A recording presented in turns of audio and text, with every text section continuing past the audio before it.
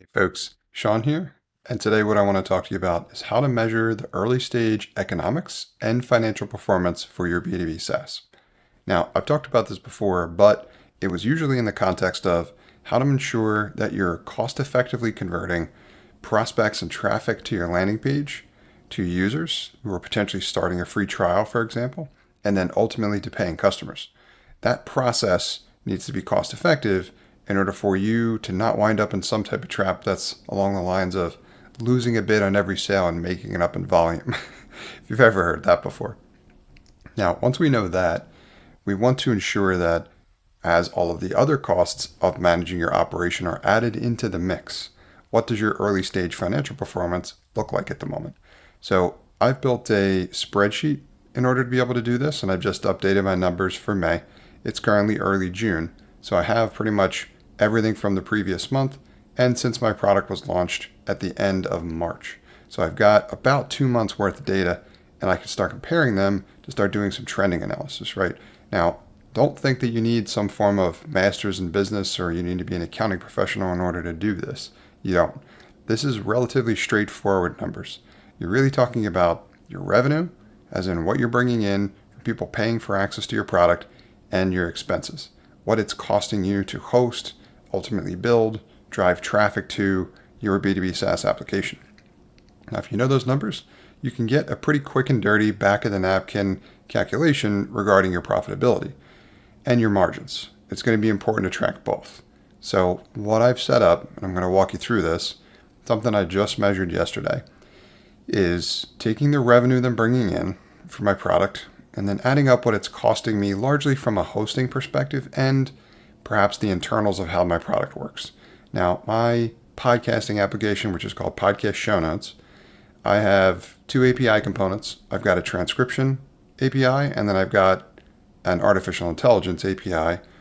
And each of those have their associated costs, and they ramp with usage. So I need to monitor and measure how much I spent leveraging each as my user base has grown, and I have more customers on the platform for that period of time that I want to measure. Let's say previous month, for example. So I measure how much revenue I brought in, and then how much each of those components that I'm paying variable costs to have charged me as well, plus any associated hosting costs. What am I paying to host my application? That's a good start in terms of figuring out what your cost of goods sold might be, which is essentially the expense component when you're trying to run the calculation and measure your gross margin.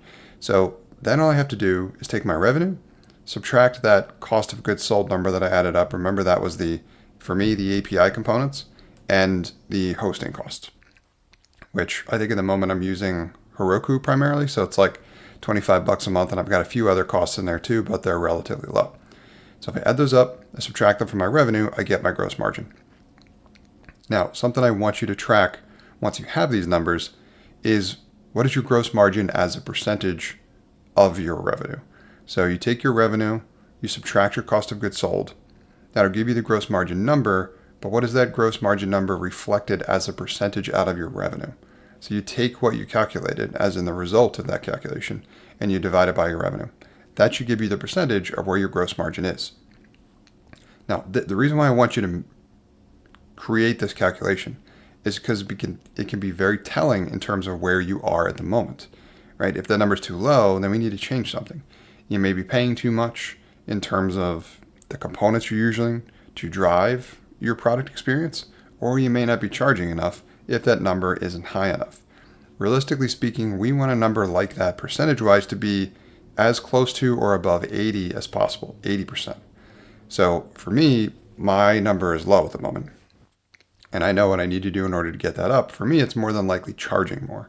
However, I'm not there yet, but that's something that I'm probably going to adjust in the near future as my product continues to grow and as I get better context around product market fit.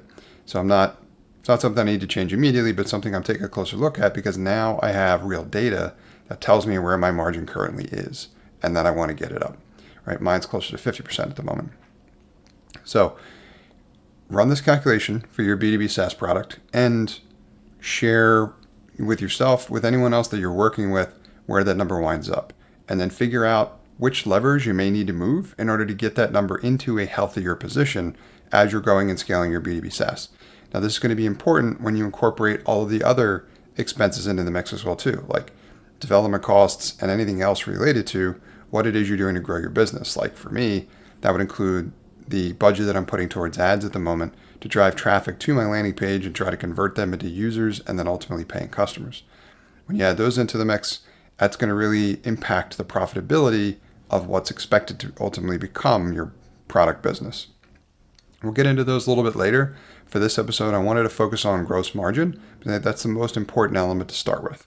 And we're going to be talking more about how to make sure that your financials are healthy so that your business is going to kind of grow into the direction of being what it should be, a highly profitable B2B SaaS application.